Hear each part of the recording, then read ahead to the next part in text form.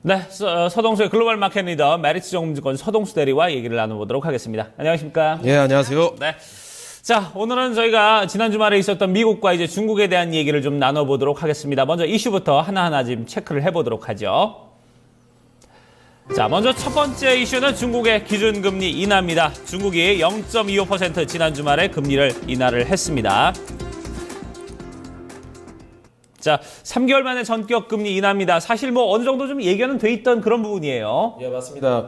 지난주 토요일 날 공산당이 좀 기습적으로 좀 금리를 인하하는 모습들을 좀 보여줬었는데요. 뭐 예상이 됐었던 부분이기도 하지만 양회가 끝나고 나서 뭔가 그 양회 이후에 중국 증시에 대한 모멘텀을 극대화하기 위해서 아니면 중국 경제에 대한 신뢰도를 극대화하기 위해서 양회 이후에 이러한 추가 모멘텀들이 한꺼번에 쏟아져 나오지 않겠느냐라고 했었는데 이거를 이렇게 빨리 내보내는 거 보면은 뭔가 좀 더 준비가 더 돼 있는 게 아닌가 이런 좀 기대감도 좀 개인적으로는 들고 있습니다. 네. 가장 최근에 이 지준율을 인하하게 되면서 어떤 금융주에 대한 기대감이 굉장히 컸었던 부분도 있었습니다. 그렇죠. 근데 주말에요, 대리님. 또 중국 제조업 PMI 지수가 또 50을 하회하는 모습 나타나면서 두 달째 계속 이 확장치를 못 넘기는 모습도 나타나고 있거든요. 이 때문에 이 같은 결정을 내렸을 거다 이런 해석도 있던데 외신 쪽에서 정확한 분석 어떨까요? 예, 뭐 일단 블룸버그에 따르면 일단 3월 1일부터 이제 오늘부터 해서 이제 대출하고 이제 예금 양쪽의 기준금리를 0.25%씩 하향 조정을 한다라는 측면.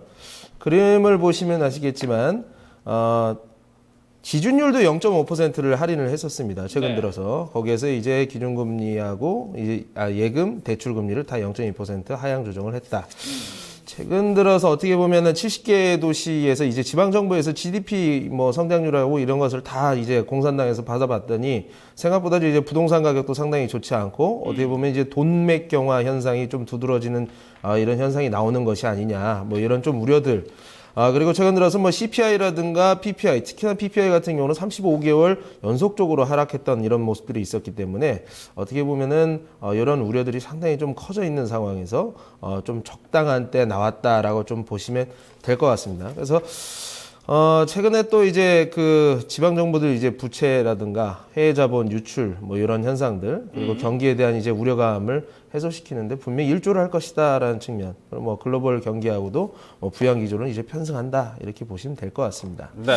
자, 어쨌든 뭐 중국 전부터 항상 말씀을 해주셨습니다만 지금 뭐 워낙 이제 소비나 이런 쪽으로 서비스 쪽으로 좀 많이 좀 흐름이 이어져 가고 있기 때문에 제조업에 대한 의미는 뭐 크게 없다 이렇게 얘기를 해주셨습니다만 외신에서 계속 좀 안 좋은 얘기들을 하고 있기 때문에 중국이 좀 이런 부분에 대해서도 어떻게 보면은 이제 입단속을 하기 위한 어떤 그런 방편이 아닐까 이런 부분도 좀 한편으로 좀 생각이 드는 부분도 있는데 자 어쨌든 간에 이렇게 중국에서 계속 이렇게 돈이 풀린다면은 결국 이제 위안화 가치가 좀 하락이 되지 않을까 이런 생각이 들고요. 그런 부분에 대해서 전체적으로 좀 또 다른 외신들은 어떤 얘기들을 하고 있습니까? 예, 일단 월스트리트저널 같은 경우에서도 최근 들어서 이제 위안화 가치 하락에 대한 이제 기사들 어떻게 보면 뭐 금리 하락으로 인해 가지고 뭐 위안화 가치가 떨어지는 것도 뭐 얘기가 충분히 나올 수 있는 얘기인데 어떻게 보면은 위안화 가치가 떨어지는 것은 중국에 있어서 최상류층들이 요즘에 들어서 해외 부동산이라든가 특히나 요즘 뭐 제주도 같은 데 와가지고 부동산이라든가 뭐 여러 가지 많이 매입을 한다고 하더라고요. 그래서 그런 현상들이 국내에서 뭐 이제 사치제에 대한 어떻게 보면 뭐 제한이라든가 공산당에서 뭐 이제 굉장히 뭐 그 낭비라든가 부패 이런 것들을 지금 척결하고자 하는 의지가 굉장히 강하지 않습니까? 그렇죠. 어떻게 됐든 이게 뭐 그 의지인지는 모르겠는데 이렇게 되면 해가지고 최상류층이라든가 이런 사람들이 그 외환보유가 3조 9천억 달러 정도 되는데 거기에서 이제 한 4분의 1 정도 차지할 정도로 중국 최상류층이 이제 해외로 자본을 빼갔을 경우에요.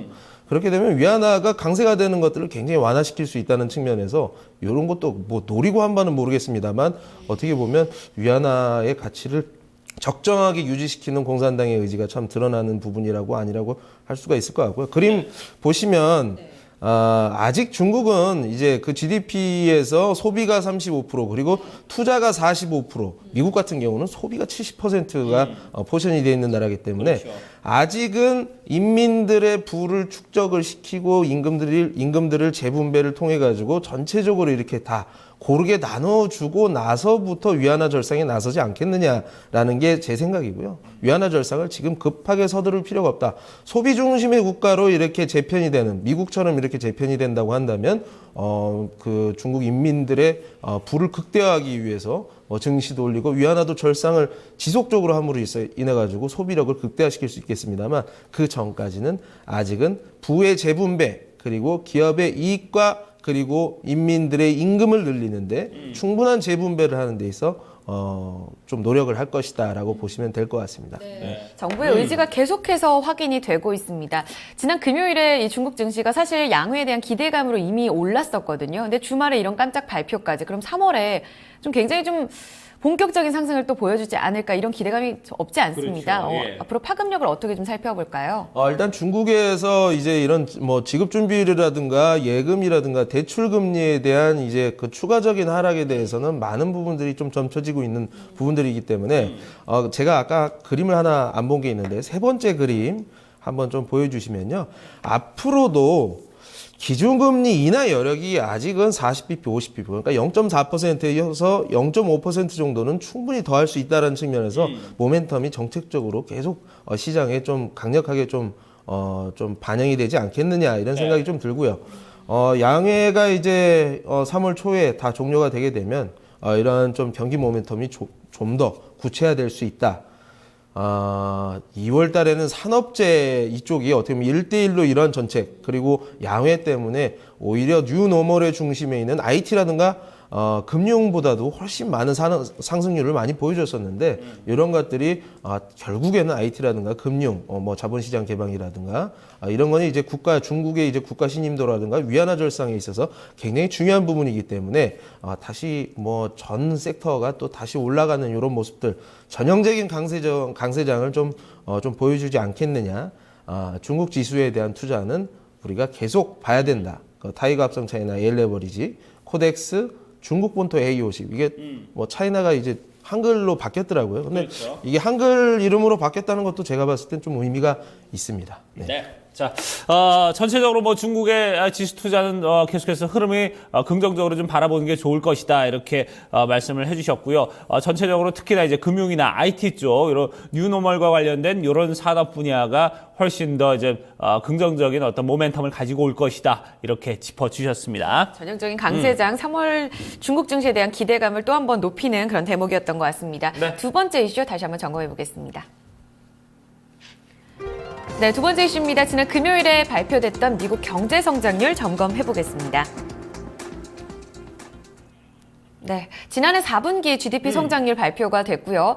사실상 3분기가 너무 잘 나왔습니다. 그렇죠. 이 때문에 4분기에 대한 기대감이 낮았던 건 사실인데 수정치보다도 낮은 2.2%가 발표가 됐습니다. 어떻게 보셨어요? 그렇죠. 그 3분기를 잘했다고 해서 이제 다음 분기가 꼭 잘할 필요는 없겠습니다만, 굉장히 어떻게 보면 좀 기대감이 있었는데, 네. 외신에서는 만약에 중국이 이런 수준의 하락폭이 있었으면 어떻게 나왔을까, 이런 생각이 난리가 들고, 났겠죠, 뭐 난리가. 망했다, 뭐 이런 얘기까지 나왔을 거예요, 아마. 네. 분명히. 근데 이제 그 처음에 예상치 나오고 잠정치가 2.6%까지 나왔다가 이제 뭐 다음 달 말이면은 뭐 확정치가 나오긴 하겠습니다만, 지금 2.2% 이건 상당히 낮은 수준이라고 저는 그렇죠. 보여지거든요. 예. 그래서 굉장히 3분기하고는 많이 대조적이다라고 보시면 될 것 같습니다. 네.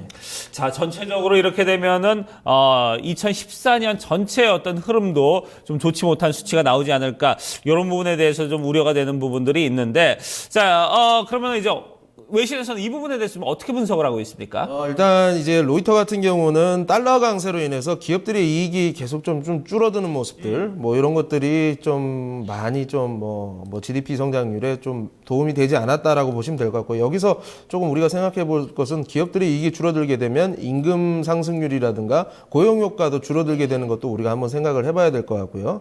어쨌든 미국 최근 들어서 26일 날 나왔던 CPI 같은 경우도 굉장히 좋지 않았었고, 근데 또 이상하게 소비 지출 증가율을 한번 뜯어보니까 4.2%가 나와서 전분기 대비해서 4.3% 대비해서 0.1%밖에 안 떨어졌다는 얘기죠.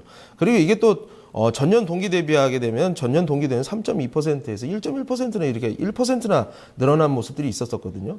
그렇게 되면 이거 결국에는 기업들의 투자야 이런 쪽에서, 아니면 순수출, 기업들이 수출을 하는 부분에서 상당히 어려움을 난항을 겪고 있다라는 측면 이런 것들이 여기에서 좀 우리가 들어볼 수 있는 부분들이다. 지금은 소비가 저번 분기 대비해서 거의 뭐 변함이 없을지 모르겠지만 앞으로는 기업들의 이익이 영업이익 마진 자체가 줄어드는 상황에서 이런 것들이 소비가 담보될 수 있느냐 다시 한번 생각을 해봐야 될 것 같고요. CNN머니에서는 이제 뭐 정치 칼럼 쪽에서 제가 나온 얘기인데 이제 뭐 페리라는 분이 있는데 이분이 뭐 이제 그 대선 주자인가 봐요. 잠재적인 대선 주자인데 지금 뭐 실업률 관련된 이 데이터 5.7%의 실업률은 거짓말이다. 라고 이렇게 얘기를 했다고 합니다. 그래서 왜 그러냐? 그러니까 수백만의 구직자들은 지금 전혀 uncounted, 그러니까 전혀 이렇게 세워지지 않고 구직 포기자는 뭐 그냥 뭐 사람도 아닌 것처럼 이렇게 해서 실업률을 내놓고 있다. 이게 거짓말이다라고 이렇게 얘기를 하고 있는 거 보면 미국이 이런 옐런 총재께서 여기에 대해서 어떻게 생각을 하고 어떻게 결론을 내려서 정책을 어떻게 끌어갈지는 모르겠습니다만 만약에 좀 금리 인상 기조를 뒤로 미룰 수 있다면 이런 부분들 때문에 금리를 좀 시간을 더 끌어줄 수 있지 않겠느냐 이런 생각이 좀 듭니다. 네. 최근에 연준 인사 발언을 보면은 계속해서 6월에는 이 인내심 문구를 삭제해야 된다. 또 금리 인상에 있어서 좀 발빠른 행동을 보여줘야 된다라는 모습을 보이면서 옐런 의장의 어떤 비둘기파적인 그 스탠스와는 조금 다른 입장을 보여주고 있거든요. 이번 주에 있을 이제 고용 지표 또 뚜껑을 열어봐야 알겠지만 계속해서 이렇게 좀 부진한 지표가 나온다면 말씀대로 조금은 좀 인상이 미뤄지지 않을까 이런 생각도 듭니다. 어떻게 보시나요? 그러니까 옐런 의장이 보면 이게 비둘기파가 아니라 이제 매파로 돌변을 했다라고 이렇게 좀 시장에서 오해를 했지만 극히 비둘기파적인 모습을 보여줄 수가 있어요. 아까 이제 비페이션트라는 단어 얘기를 했지만 이미 그 사람이 얘기하기 전에 그거 있든 없든 상관하지 마세요. 그리고 우리가 금리를 인상하는 데 있어서 세계 경제가 좋아지고 안 좋아지는 것까지 체크를 하겠습니다까지 하는 이런 것까지 다 미리 말씀을 해주셨다는 얘기죠. 네. 그렇게 되면 아직은 뭐 안 올려도 된다는 이유들은 지금 굉장히 많이 남아있다고 보시면 될 것 같습니다. 어쨌든 이 금리 인상 시기는 6월이 아닌 9월, 최소 9월로 이렇게 미뤄지면 좀 될 것 같고요. 유동성 파티가 계속되고 중앙은행이라든가 강한 경기 부양 그 의지가 있는 이제 정부들 중심으로 해서 유동성 파티, 증시가 올라가는 이런 상태들은 계속 지속될 것이다. 한국이 이번에는 금리를 내리면서 조금 동참을 했으면 하는 개인적인 바람입니다. 네, 글쎄요. 자, 우리 정부 좀 어떻게 좀 대응을 할지 이 부분에 대해서 상당히 궁금해집니다. 전체적으로 뭐 중국까지 좀 금리를 낮추는 상황이고요. 전 세계적으로 이렇게 양적 완화에 좀 많은 좀 심혈을 기울이는 이런 상황인데 우리는 아직까지는 좀 그런 부분에서 좀 요지부동인 모습. 과연 이제 이걸 어떻게 좀 해석을 해야 될지 이 부분은 이제 뭐 나중에 이제 결과가 물론 얘기해 주겠습니다만 그 결과가 좋지 못하다면 과정이 참 고통스럽지 않을까 이런 생각이 드네요. 네, 계속해서 3월까지도 이 기준금리 인하에 대한 기대감이 국내 증시에 계속해서 불어줄지 확인해 봐야 될 것 같습니다. 이슈 여기서 마무리 짓겠습니다. 글로벌 마켓 리더 서동수 메리츠 종금증권 서동수 대리와 함께했습니다. 감사합니다, 대리님. 예, 감사합니다. 네.